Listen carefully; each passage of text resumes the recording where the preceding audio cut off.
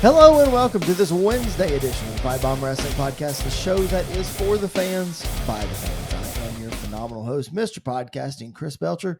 You can follow me at Chris Belcher24 on Facebook, Twitter, and Instagram. The show is at PBW Podcast, and we are coming to you in person, as you can see if you're watching on BodySlam.net's YouTube channel. The young buck is with me in the flesh, Mr. Andy York. What's up, man? Not much. It's nice doing these in person. It is. It makes it easier to, like, face to face rather than face to screen. It makes it a lot easier to have these conversations. We should do this more often. We should. We only live like 10 minutes apart. I know. It's so terrible. Anyway. What we need to do is just buy a studio, go to the studio. Yeah. Listen, if anybody wants to donate, Pipe Bomb Wrestling Podcast, you can hit us up on PayPal. You can hit us up wherever you Apple want. Pay. Buy yourself a Pro Wrestling Tees t-shirt, ProWrestlingTees.com/PBW Podcast. That'll contribute to the cause as well. The Patreon coming soon. Patreon coming soon. That's right. Actually, there is a thing on like Anchor that we've never set up that you can donate to the show. Yeah. I've never set that up. But either. if y'all want to donate to the show, hit us up on social media. We will find a way to take your money. No doubt about it. So at PBW Podcast on all the social media platforms, make sure you check us out. Yeah, man, let's get right into it. Just make sure you're following us all over social media. We'll plug all that stuff again at the end. And if you forget it, we have a fancy ticker on the bottom of the screen. I have the right one going this time. So you can follow along all that information. If y'all missed that snafu a couple weeks ago, just keep it to yourselves. Here we go, man. Survivor Series is in the books. We're going to talk about the fallout on Monday Night Raw and a couple other things that we noticed. But before we do, I talked last week about CCW, and I want to plug those guys again. It was Hardcore Heaven this past Saturday in Nashville, Tennessee. I got the honor of being on commentary for the show and was joined by a CCW wrestler, a very funny man named Jackal Stevens. So when those shows start coming up, you want to hear Jackal Stevens on commentary. I promise he's a hilarious guy. We had a lot of fun. The Camille match, as expected, was an incredible match. She faced Christy Janes, defending her NWA Women's Championship. And Christy Janes, Andy, believe it or not, coming sooner rather than later once we get all of our schedule straightened out, is going to be a guest on the Pipe Bomb Wrestling Podcast. So we're going to get that lined out for you guys, and we'll make sure to plug that. So Christy Janes coming soon. Our boys TSF, Hunter Knott and Rosario Grillo, again, put on an incredible match, as expected, with Country Air. I'm not going to spoil all their spots because you just need to go watch it. But it was hilarious. Good stuff, really good stuff. So make sure we'll be plugging those shows whenever they come out. The next CCW show in Nashville is December the 11th, and it will be headlined by one QT Marshall. Really? From AEW. Wow. That is right. So for all of you that are listening and want to come check that out, and if you are an aspiring wrestler, QT Marshall is actually doing a seminar before the show. So if you're interested in that, make sure you hit up CCW's social media stuff, or again, you can contact us at PBW Podcast. We'll point you in the right direction for that. That being said, speaking of AEW, let's move on to AEW, man. One of the big things that jumped out to me from Dynamite last week is something you mentioned, I believe, on the Full Gear preview podcast. We're talking about how MJF and CM Punk would be a great feud, and it looks like that's the direction we're headed, man. Yeah, I think it's about time, honestly. I thought MJF would be one of the first few feuds that they would put Punk in. As he's coming in, because obviously it looks like he wants to work with a lot of the young guys. Eddie Kingston's not necessarily a young guy, but I mean, to a lot of the newer guys to a lot of us, and I think that's what we're starting to see with Darby and with Powerhouse Hobbs and Eddie Kingston, now MJF. The thing, I'm not necessarily excited about the match between MJF and CM Punk. I'm just excited about the promos week to week between these two, because it's going to be personal. It's going to remind me, I think, a lot of Punk during his WWE run, when he was going after Vince, going after Johnny Laurinaitis, going after Triple H, cutting those real life, down to earth, stab you in the heart promos that he would cut. I think that's this type of stuff we're going to get between both of them. And I think they're both going to, I think MJF's going to bring that side of Punk out once again. Well, and not only that, man, you talk about the promos. The first promo that we got between them, Punk didn't even have to say a word. I like that. You know? I love that. I think definitely let this thing burn a little bit before we do that. And it kind of goes full circle with, CM Punk went to shake Eddie Kingston's hand. Eddie turned around and walked out. MJF reaches out his hand to shake CM Punk's hand, and he turns around and walks out. I love that aspect of things that's going on right now. I think it's really, really interesting, especially for the fact that you mentioned CM Punk wanting to work with the younger guys, and I think it's a good mix of CM Punk wanting to work with the younger guys and the ones that everybody anticipates him working with. Because yes, MJF's a younger guy, but he's one of those guys that as soon as you announce CM Punk is coming to AEW, Eddie Kingston, another one, it's like, these are the guys we want you to work with. Yeah. Darby, MJF, Eddie Kingston. Along the way, Powerhouse Hobbs. Along the way, Bobby Fish, Adam Cole, Cole, those kind of things.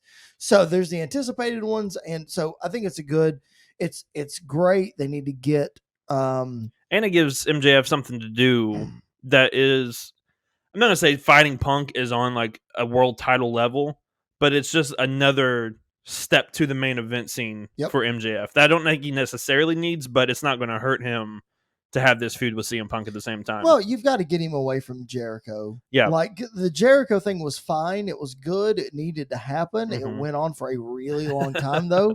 But you have to get back to establish him as a top singles guy if he's ever going to go for the AEW championship. Right. Which he will eventually. And I think he's going, I've said this before, I think he's going to be one of the top 5 AEW champions of all time when it's all said and done.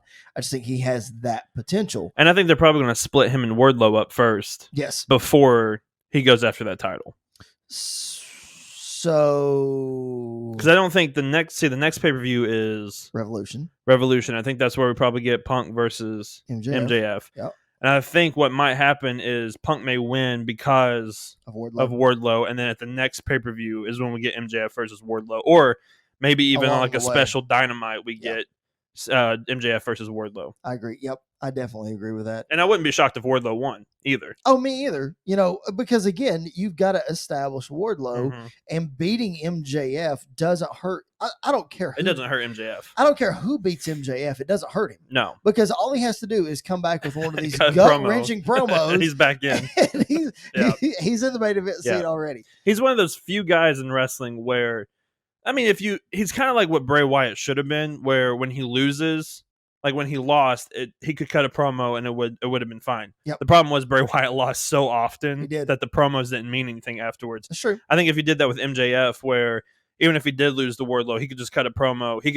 His losses aren't going to hurt him as bad as long as they're not like consistent losses back to back to back to back to back. Well, and MJF is also one of those guys that comes out with an excuse as to why he lost, or doesn't even come out and say that he lost. Basically, come out and say that he win or whatever, and it immediately gets heat. Yeah, so it makes a lot of sense. I think we also saw on Dynamite a lot of stuff to go over from there. We saw speaking of promos, the proverbial, I'm going to use air quotes here if you're watching us on YouTube, heel turn of Bryan Danielson. You said heel turn. Yeah. I don't think it was. Like, I just think it was just him showing some attitude. Yeah, I think no matter what, he would have been booed in that situation because they're in Hangman's hometown. Right. And obviously everybody had wanted to see this. Honestly, I wouldn't be upset if they did a Bryan Danielson heel turn. I wouldn't either. And just let him kind of go through AEW right now as a heel. It did definitely come out of nowhere. I think it was a shock, which sometimes is great, sometimes makes no sense. But I think this one, I think it works fine. I love the fact that he just mentioned WrestleMania, and that was the loudest booze he got the entire night. I absolutely love that little fact about that. That was hilarious that he mentioned it, and everybody, I was talking to my brother from another mother, Jared Justice, who often frequents this show. We were talking about that very thing, and I told him, he said WrestleMania, and he was like, did he mess up? And I was like, listen, Bryan Danielson is not a guy that stumbles over his words. He knows exactly what he's going to say when he says it, and he said it intentionally. And I told Jared, I said, you could just hear the gasp in the crowd as soon as he said it, because everybody's like, oh! And then just boos. And boos. Yeah. So it kind of reminded me of when Sami Zayn name dropped AEW on Raw, and everybody stopped for a second. It was like, wait, did he just say that? Right. And then right, the booze exactly. came out. Yeah. We just compared Bryan Danielson to Sami Zayn. What is up with that? I think there's a comparison on the indie scene. They were both amazing there, but I guess so. not anymore. Anyway, so Danielson supposedly turns heel, at least for this feud, but it'll be interesting to see because a lot of, well, I mean, I guess this is more of the indie scene fan base for AEW, but a lot of casual fans like myself had never seen a heel Bryan Danielson until we saw the Planet's champion in WWE. Yeah. So it'll be interesting to see how he is a heel without that sort of. Well, he kind of had one. Well, yeah, because I don't know if his initial note when he was doing the no chant was during your. Oh yeah, I was during my dark period. Yes. Yeah, that was kind of like the first time that we had seen it, and it was obviously like anything Daniel Bryan does, Bryan Danielson done. It's amazing, right? Which led to But did it feel more like a I don't know, like a backpedaling heel kind of thing versus more of like an attitude kind of thing? It felt like a WWE heel. Okay. And the fact that he started doing the I believe he's, because I don't remember that there's a lot that kind of took place because he got fired for Justin Roberts, right? And then he came back and won the U.S. title from Miz, and then all of this other stuff kind of happened. If I remember correctly, though, I think he just started to go on this heel run, which led him to like the main event scene against CM Punk for a while for the WWE Championship. He won the World Heavyweight Championship. Lost to Sheamus. Lost to Sheamus in 13 seconds, and then that led to the Yes Movement that led to the biggest WrestleMania win possibly of all time. And then he wrestled the next night as he mentioned, and then dropped the title a month later because of injury. So yeah, he didn't mention that part. No, he did not. But I think if we get a Daniel Bryan heel that is not restricted by WWE's PG standard, I think it's going to be. I think we might see him actually cave someone's head in. I mean, that's very possible. I completely agree with that. One thing that I definitely want to mention about AEW, and again, we mentioned that I am definitely a WWE shield. That is my thing. I'm not afraid to admit that. Oh. But that being said, this is the first time that I've actually watched a Jay Lethal match. Yeah. First one ever. Yeah. Okay. And what a one to pick, right? Oh, man, he's so good. Jay Lethal and Sami Guevara stealing the show on Dynamite in the main event. Good. Man, what a match. Jay Lethal, him in Ring of Honor was absolutely amazing. I actually I went to a Ring of Honor show back in 2018, I believe. Okay. And he was part of it. I think he headlined against Bully Ray, maybe? Okay. Or he were headlining against, it may have been Damian Priest. I forget what his name was back on the independent scene. Oh, yeah, I have a clue. I think he headlined against him, and it was an amazing match. Jay Lethal is so good. Mm-hmm. If you see him in TNA, obviously he's known for his promo with Ric Flair. I have seen that. I'm not totally oblivious to who Jay Lethal is. I have seen that promo. But he's, honestly, I think him coming to AEW, he's one of those guys that could just be a strong asset. I think he is viable for the TNT Championship. Obviously, he challenged for it. Sure. I think you could build him to be AEW World Champion one day. I really do. I think he has the tools. I think if he went to WWE, I think they would have done something really great with him as well. Sure, I do too. But I think he definitely is one of those guys that you can trust to go out there, get the fans engaged, have a great match, and get the crowd over and do all the things that you need him to do. I think he could have been. He's like the perfect guy to be the face of NXT. Yeah. Like he could be the face of NXT for sure. I will say, if you're looking for a good Jay Lethal match or feud to go watch him versus Adam Cole. When Adam Cole was with the Young Bucks and Bullet Club, right before he left, he took the title off of Jay Lethal, the Ring of Honor Championship. Go watch that feud, and I cannot wait for them to get back in the ring to have another match, because I'm sure it has to happen at some point on Dynamite versus Adam Cole versus Jay Lethal. So I would definitely, if you don't know a lot about Jay Lethal, go watch that, and you'll learn a lot about him and his wrestling style from that. Gotcha. Okay, that's a good one. I'll definitely do that. But I can't move on from AEW without talking about Sami Guevara. Yep. The thought that I had last night as I was watching this match, yes, I didn't get to watch it till last night, but don't judge me.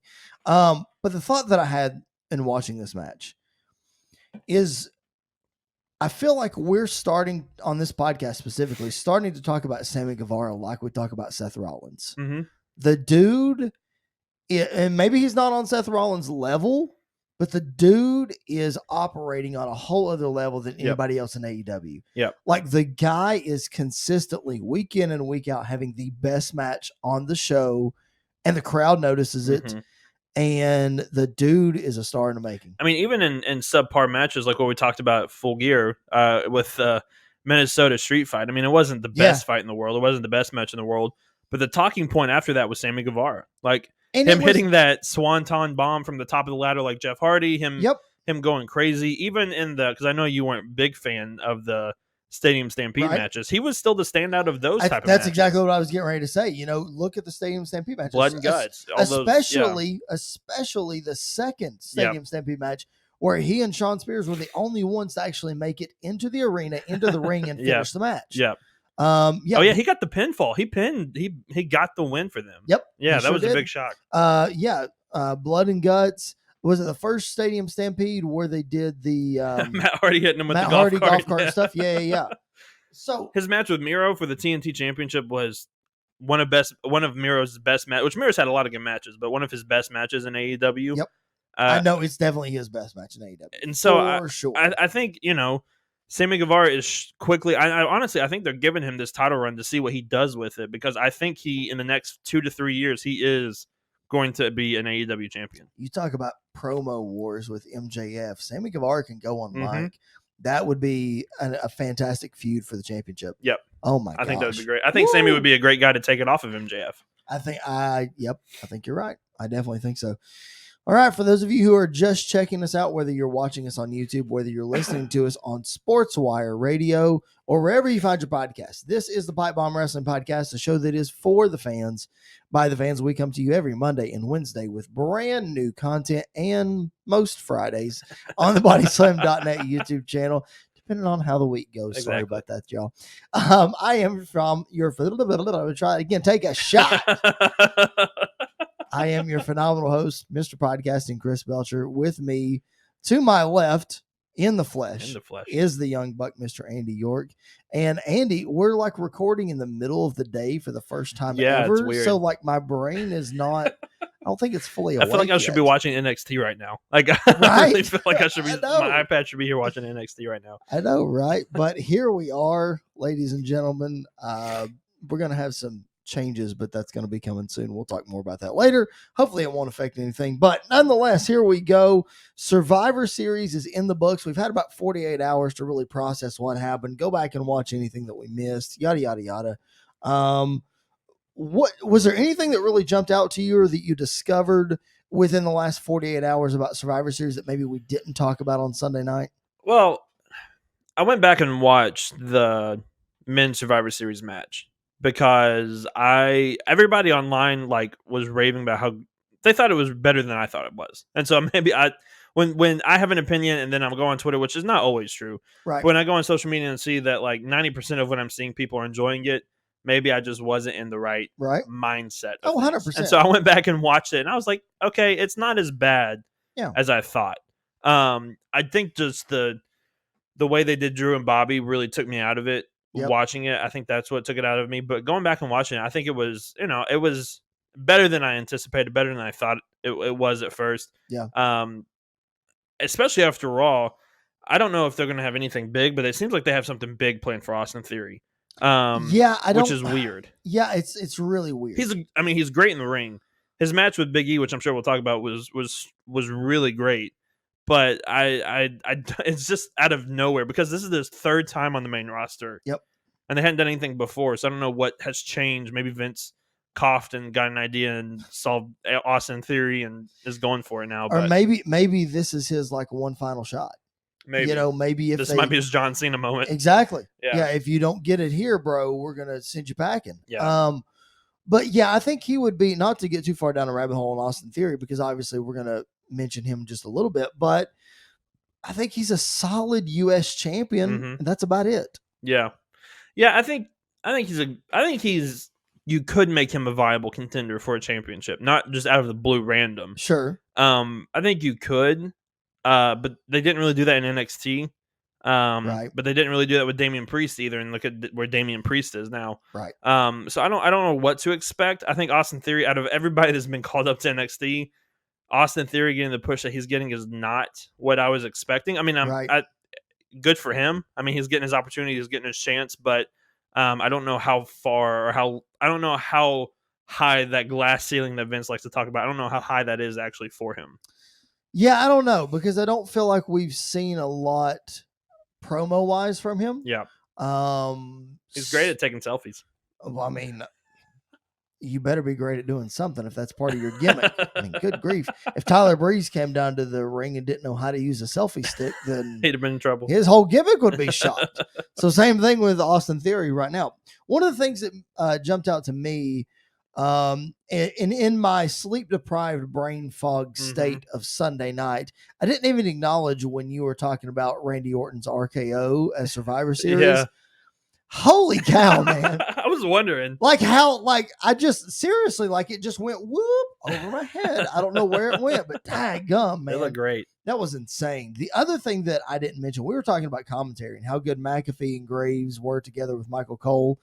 I also loved that McAfee was cheering on the SmackDown guys the entire time. It was so giving funny. People high fives and asking them for water. Yeah. All this. Yeah. I thought it was hilarious. One other thing I loved, because we talked about the Pizza Hut sponsor and how Montez Ford was chucking the pizza into the crowd. I also love the fact that now that the Street Profits are on SmackDown, Byron Saxton was asking for the pizza, and he went to hand it to him and then just gave it to Michael Cole. And Michael Cole, all their reaction was just great to it. So that's so good. I think you could have done that in the pre-show, and it would have been just as funny. That's so funny. But I did like that little moment. Yeah, I definitely think that should have been the pre-show match, but I mean, they got to get their money. They got to get their sponsorship, whatever. Okay. Monday Night Raw. Let's address a couple of things from Monday Night Raw. Obviously, the big elephant in the room that we have to address first, really the biggest thing that happened on Raw, was the fan jumping out and attacking Seth Rollins. Stupid. After his beatdown of Finn Balor. Number one, people just stay behind the barricade. You're there for a reason. Come on. Just don't be stupid. Yeah. Second thing, let's call out Chavo Guerrero for a minute on Twitter. Yeah. I mean, calling out and saying his exact tweet was, remember when the wrestlers were tougher than the fans? Oh, the good old days. Yeah, I remember the good old days when Chavo Guerrero was relevant. Right? I don't understand. One, the fan is an idiot. I don't even consider him a fan for going out and doing that. That's really stupid. Sure. By the way, we did get a Michael Hayes sighting because of that. Because he was ready to come out and start kicking some tail. Becky was about to come out too. Becky was about to go out and start fighting. Yep. Credit to Seth Rollins. He handled that situation a lot better than most would have, because that guy's lucky he didn't go away with a broken face. Sure. Because we saw what happened to the guy that tried to attack Bret Hart at the Hall of Fame, and God bless the Revival for taking care of him quickly. Speaking of that, dude, so I was at that WrestleMania the weekend that happened. I was not at the Hall of Fame. We were watching it in the hotel room when it happened. I think I texted you when it happened. You did. Yeah. Because it was the literally exact same time where Enzo and Cass jumped the guardrail at the Madison Square Garden show. Yeah. So, we're sitting in the hotel room, and Jared and I are like, what in the world is happening tonight? Wrestling is breaking. It's like, what is going on? But that being said, the Revival, yes, they snatched up that guy. He got a sucker punch on the way out, but he got multiple sucker punches from a lot of people. But what I was going to say was, the next day at WrestleMania, when the Revival wrestled Ryder and Hawkins for the tag titles, whenever Dash got tagged into the match, literally the crowd erupted. A big pop. It was hilarious. He's the biggest babyface in the company at that point. It was so good. But back to Chavo, though, I don't understand. I understand you want to protect people, and after this, the clip of the fan getting in the ring with Stone Cold and Triple H when I think it was Mike Chioda. Might not have been Mike Chioda. It might have been Earl Hebner. I couldn't tell which one. But it was one of the refs and Triple H were just beating the crap out of the guy. As soon as he was getting in the ring, Triple H was on top of him, just wailing on him. And I think, you definitely could take that approach, but there's security there, and the security got to him quick, and it would have done nothing for Seth to go back out. And or start punching the guy. Like Right. it wouldn't have done anything. So credit to Seth for handling it like he did. Also credit to him when he came back out for the main event and he looked to the right and the left to make sure this. Great sense of humor about it. Just don't be stupid when you go to one Right. of these. Right. You can yell, you can scream, just don't throw stuff or jump the barricade. Well, that also just shows the confidence of Seth Rollins in who he is and knowing that he is, I don't want to say above that fan, but in that situation he is. Yeah. Like he's the professional. Right. He handled it professionally. He defended himself. Mm-hmm. Like the dude that put him in a full guillotine. The dude that tackled him was a big dude. He hit him hard. He Seth didn't just go down. He took Seth down. Sure. I mean, and like Chavo, like you're a wrestler, you understand this. You get hit blindsided, you don't know it's coming. Of course he's gonna take him down. It's not to say Seth Rollins isn't tougher. Seth Rollins fought back, like you said, got him in a guillotine. It got broken up very, very quickly. And which it was credit to that one ref because he had him like a half Nelson and like just picked him up. He's a big dude too. So just don't be stupid when you go to these and don't tweet stupid stuff out like this. That ticked me off more than I think than the fan because I saw that and it was just it's useless. Come on, Chavo. Don't be like that. Don't be ridiculous. But speaking of Becky Lynch, her showing up, and we didn't see her on camera, obviously, but her showing up to come to Seth Rollins' aid if need be. What about her promo earlier in the night, man? Yeah, man. Calling out the fans for CM Punk chants and all that during the women's match. Yeah, I get where she's coming from, but the match just wasn't good either. So, I think there's a little bit of both that is going on in that situation. But she's absolutely right. If fans want to get behind Bianca and Liv and Shayna Baszler and some of these others that are out there, like even when they're not having the best matches, you still have to respect them for what they're doing. And so that's why I never understood the beach balls or necessarily the only time I thought the CM Punk chants were great was when Vince was in the ring, and then you throw anything you want at him because he's Vince and he's fine, or Stephanie or any McMahon or Triple H that's in the ring. But like for the wrestlers, you got to give them the respect. I mean, we saw this with Ronda. Ronda tweeted this out that when Bray Wyatt first got released, and we want Bray chants, and then Ronda tweeted out, where were these Bray chants when you were throwing beach balls and everything else during his match? And so I get that. I get that aspect, and I understand that. But the booking has to be better for these women if we want to take them seriously and want them to be viable contenders for the championship. Like you said, we have to believe that they actually have a chance to win. Yep. And right now, there's only like 2 or 3 that we could actually believe have a chance to win. Tops. Yeah. And well, I think that transitions perfectly to the next point, where we saw the women's tag team titles change hands on Monday Night Raw. Carmella and Queen Zelina taking the titles off of Rhea Ripley and Nikki ASH. Number one, there was a spot in that match that really just like blew me away. It was some ridiculous DDT that Zelina did to Rhea Ripley. Yeah. Like, that was nice. My gosh. That was Zelina's good. Like Zelina's pretty good. She is. She just has to be in there with the right opponent. And the match was okay. Just I don't care about the women's tag titles at all. But I think that is like to the point we just made about the 5-on-5 match. You take the titles off of Nikki and off of Rhea to maybe beef back up your singles division, get Rhea back in there where she belongs. Yeah, absolutely. And I think that's important. Honestly, you don't have enough women for the tag titles though either right now. So like I don't understand why there's still a thing. They need to be like they started, where they can go across brands. Yeah. Because if you do that, okay, that's fine. You can defend the titles against. Then you do have enough women for it. It still doesn't make it feel super important. Right. But you at least have enough women for it. Right. And it's I don't know. Congratulations to Carmella and to Queen Zelina. I think it's a nice little run for Zelina. I think they may have something bigger planned for her. Sure. At some point down the line. But yeah, just especially because like when it's like a trend when the women's tag team championships change hands, the champions just start losing. Yeah. And they just continue to lose, and then they lose the title.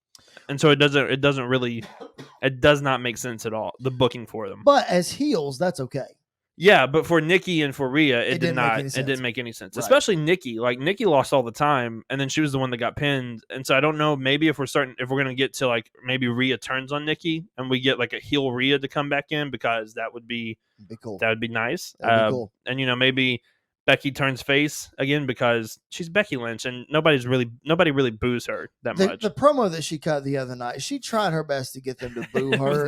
It didn't work. It just especially when she cuts the backstage promo that she did after Survivor Series. Yep. Like, how can you not love Becky Lynch after that? Absolutely. If you haven't watched that, go on WWE's social media and check that out. That was an incredible backstage promo that she cut right after that match. So good. I know you're the young buck here, but this is on topic. I'll get there. Okay. Did you ever watch Saved by the Bell? Yes, I did. Okay. Yes, I did. Carmella's red mask. Yeah. On Raw reminded me, I don't know if you've seen it or not, it's an older episode of Saved by the Bell, of the Zit Cream episode where Zach Morris creates the Zit Cream and turns everybody's face red. Yes. As soon as you put that on, I just went, oh, that looks like she belongs in that episode. That's amazing. I'm gonna have to go watch that now. Right? That is amazing. Like, it was like she's right there. Can we get rid of the mask? I mean, please. I like the gimmick, but not the red one. No. Like, that looks dumb. This is weird. Like, the gimmick is fine. I understand it. I understand why she's doing it, but like, I don't know. Because half the time, like when she goes to put it on, she doesn't even wear it. Right. But then there are times when she does wear it, and it just looks weird, and I don't know. Like Monday night. Okay. Weird. So, what was up with the Street Profits and their fire extinguisher on Raw? Why? I don't know. I loved it. I mean, it was fine, but why? It's a great way to get Omos distracted, but they try to say it was smart on commentary. Not really, because you lost the match. Right. One, but two, you just really ticked off Omos even more. I don't know. I really don't know. When he brought the bag out, I was not expecting. The last thing I was expecting was a fire extinguisher. Exactly. I think you could add anything else in there, and it would have made sense. Right. Not to go too far down a rabbit hole here, but poor AJ Styles. I get that he's older. Yeah. You're trying to save some bumps. Yeah. Not make him work all the time. Because let's face it, if he was world champion, he would be working the house show loops and he would be taking bumps and whatever. I get that you're trying to save his bumps, but can we just get him out of the tag division, please? Yeah, I think that's coming. Honestly, I think we're heading to AJ versus Omos at WrestleMania. It needs to be sooner. Yeah, maybe the Rumble, maybe we need Elimination Chamber. We need to split them up sooner so that AJ has a high-profile singles WrestleMania match. Because if who's he going to go against? Edge. Yeah. Answer my own question as I was leaning forward. Edge. I forgot Edge's, because where's Edge been? He's taking a break. In listening to interviews with Edge, not to go too far down the rabbit hole, but that's what we're doing right now. Edge has said, look, after one match, it takes me 3 to 4 days to recover. Yeah, I got that. So, especially going on a run like he's been on, give him some time. I'm sure he comes back to the Rumble. Oh, he definitely comes back. Maybe day one. Yeah. Rumble. And then he does that run all the way through WrestleMania, probably. Yeah.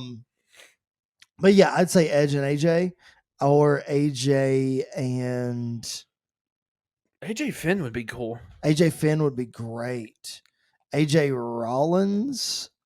Yeah, because we haven't really seen that much. We saw that. I'm telling you, just for the Universal title, that was amazing, and it was one of my favorite matches I've ever watched in my life. That's the one where Seth went at the curb stomp and AJ popped it up into the Styles Clash. Wasn't it? Yeah, that was nice.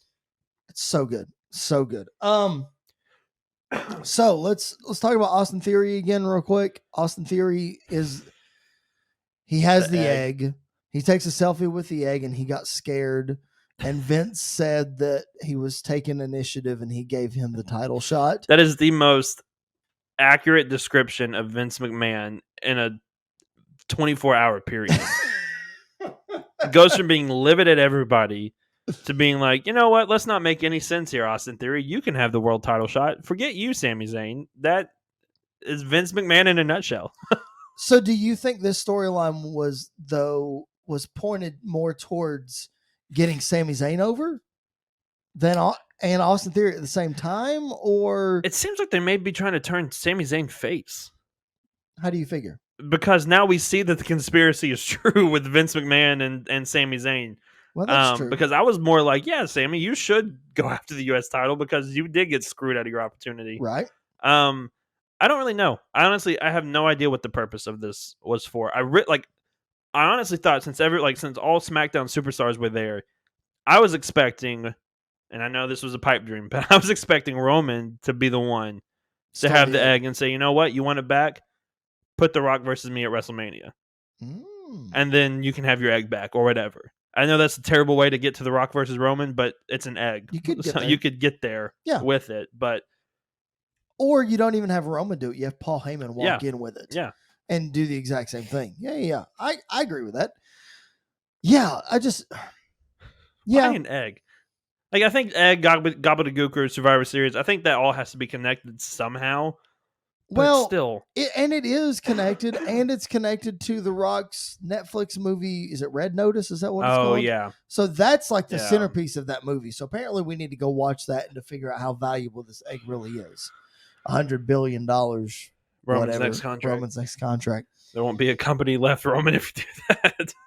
There's hardly one now. Don't do that. Listen, he's the center of it, though. Yeah. Especially after these last releases and everything. He's the man. There's no doubt. And if we're pointing towards Rock and Roman at WrestleMania Hollywood, that's still over a year away. So slow burn on it. He's going to be the man I hope a long time. And I don't even think if they do Roman versus Rock, I don't think Rock's winning. No, there's no way. So I don't know who's I think Roman might become unbeatable at some point.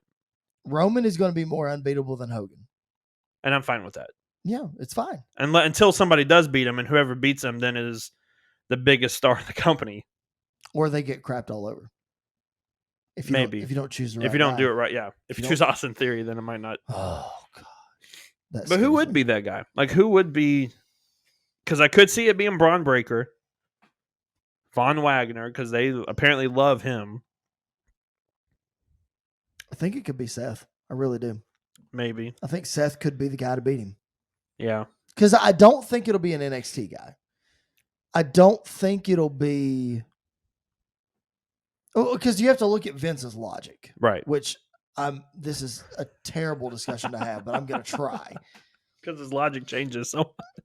The Undertaker did not want to lose his streak at WrestleMania. Right. He has gone on record in saying Roman Reigns needed to be the one to beat the Undertaker's streak. Right. Vince was Brock Lesnar needs it. Brock Lesnar needs it. Brock Lesnar needs it. Clearly, Brock Lesnar did not need it. Okay. Clearly, he didn't. So you have to think like that. Okay. Who is somebody who is already an established superstar, really, really good, but then would go to the stratosphere if he beats Roman Reigns? Yeah. Not necessarily somebody that's going to make their career, but somebody that's already established there. their career. Yeah. Who's already there. Yeah. That's why I said Seth, because like Seth is there. Randy. Watch it. It's going to be Randy. It would not shock me if it was Randy. You think the fans would crap all over that? Or AJ. I could see it being AJ. See, somebody like Finn Balor would be great. Finn would be fantastic. Cesaro would be great. I just don't think they're going to do that. Kevin Owens, if he stays, would be great. I could see that. I'm trying to think who else is there. Omos. Drew. Bobby. Not Bobby. Bobby's not going to be there long enough for that, probably. No. It's got to be Drew, Seth, or AJ, I think. Or it could be the one NXT guy that we haven't mentioned, which is the Usos' brother. Oh, that match will happen. I don't think he's going to be the one to beat him, but that match will definitely I think he happen. definitely joins the bloodline. Yeah, but he's got to come in and get beat first, because that's what happens to him. He's got to come in to get beat. Naomi has to join the bloodline at some point. Let her beat Charlotte and let them all hold the gold. Let the other Uso come in and beat Intercontinental Shinsuke for the Intercontinental Championship. Let them all hold the gold. Give Paul Heyman the 24/7 championship and let them all hold the gold. Please do that. Could you imagine all of them, including Paul Heyman, coming out with the championship? That would be hilarious. I'd love it. That would be I would love so it. Our funny. Truth chasing after Paul Heyman. Bring that back, please. Oh my god. I love it. That's so This good. is why I should be booking Raw. Well, I mean, No, please, I don't want that. I don't want that. I know they get a lot of flack. I would not want that job, though. I would not want you that know job. what? I would like to be a fly on the wall for it, though. Mm-hmm. Like, I want to. Let me in the room. I just don't want to make the decision. Put me in the room, ask me for my input, and then I want to hear what ridiculous reason you have to shoot down my input. Yeah. That's what I want to know. Or ridiculous reason why you want your egg to happen. That's what I want to hear. All right, man. Big E and Austin Theory. Oh, yeah. Really good match. It was. Yeah. It was really good. I'm glad Austin Theory got that shot. Like you said earlier, it's really good to see him get that shot. I don't think he's the guy, but I think it's a good way. I think WWE is doing, and this is why I wish that we could have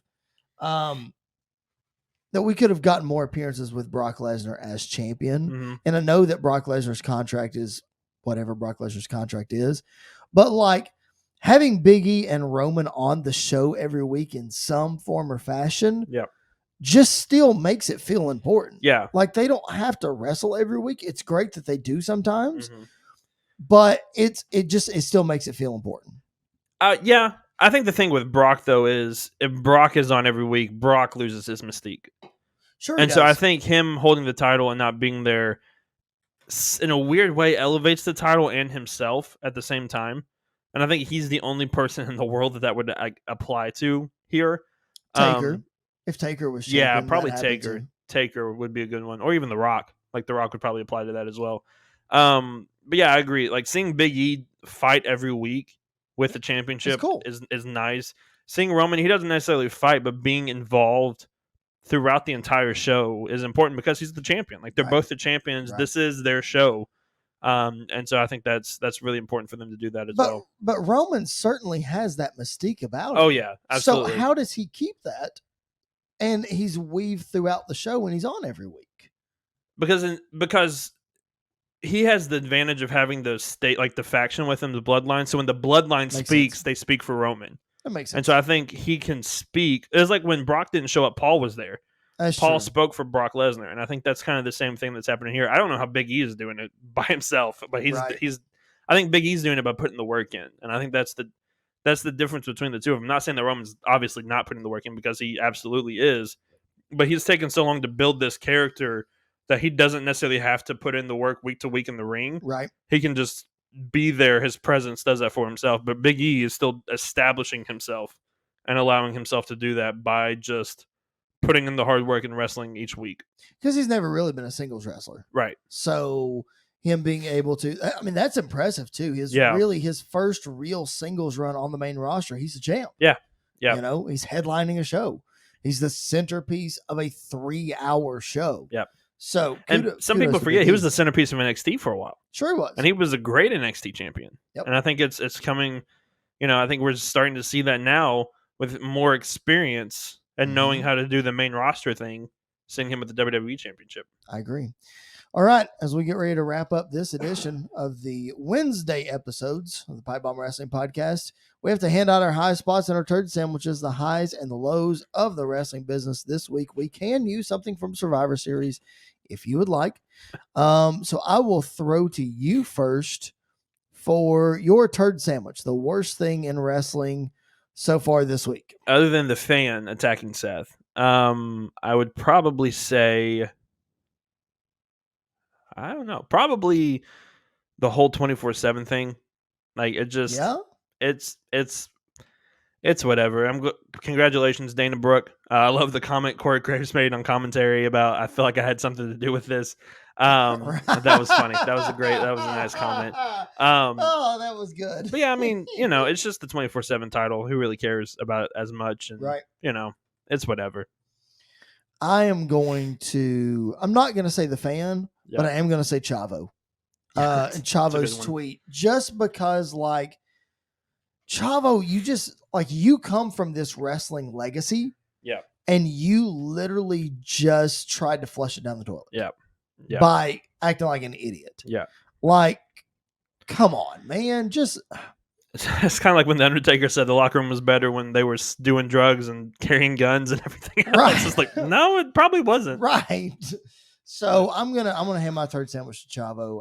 You're an idiot, bro. Just put down the Twitter machine, man. Yeah. Just don't be like that. All right. High spot, best thing in wrestling this past week. So in a weird way, I'm actually going to say the audience in Monday Night Raw. Okay. Because of them singing Seth's entrance every time he was out there. So I loved good. it. I loved it. And it got so stuck in good. my head. Like, it's still, I've been singing it today. It's been stuck in my head all day. So I'm going to say them because, you know, I love when crowds sing, like when they sing Jericho to the Ring with Judas. Yep. You know, when they sing Cult of Personality, when they did Sami Zayn's and Becky Lynch's and Shinsuke Nakamura's, all that. And I think Seth's new one fits him, and he like was letting him do it as a heel because he's that entertaining and that great. So I think that was the best part. I'm going to go with Sami Guevara versus Jay Lethal. I have to hand it to Sami Guevara. Especially, I mean, obviously not taking anything away from Jay Lethal because obviously I was impressed. He had a really good showing. It's a really good match, but dude, Sami Guevara is impressing the heck out of me. Yeah, man. He's really he's got what it takes. He really does. Yep. He's really good. All right, y'all. That is going to close up shop for this edition of the Pipe Bomb Wrestling Podcast. Make sure you're following us on Facebook, Twitter, and Instagram. The show is at PBW Podcast on those platforms. So just make sure you check us out there. Make sure you are checking out our show every Monday and Wednesday, wherever you find your podcast, and on BodySlam.net's YouTube channel and on SportsWire Radio. So make sure you check us out. Give us a follow, rate, review, subscribe. All those things. Andy is at Andy_PBWP. I am at Chris Belcher 24. Make sure you give us a follow as well. We love that social media interaction. And we love those donations for our future studio, right? Absolutely. So throw those donations our way. We appreciate it. You can do that at ProWrestlingTees.com/PBW Podcast, which they are running a Black Friday sale all week long. No coupon codes needed. So head on over, buy a shirt from us. Buy a shirt from BodySlam.net. Support our buddies in TSF. They've got some great shirts up there as well. So make sure you throw us some support. We greatly appreciate it. We're not just asking for your money. We're asking for your support. Okay? It's from your heart. Exactly. Okay? All right. For Mr. Andy York, my name is Chris Belcher. Thank you so much for checking out the Pipe Bomb Wrestling Podcast this week. And we will catch you guys down the road.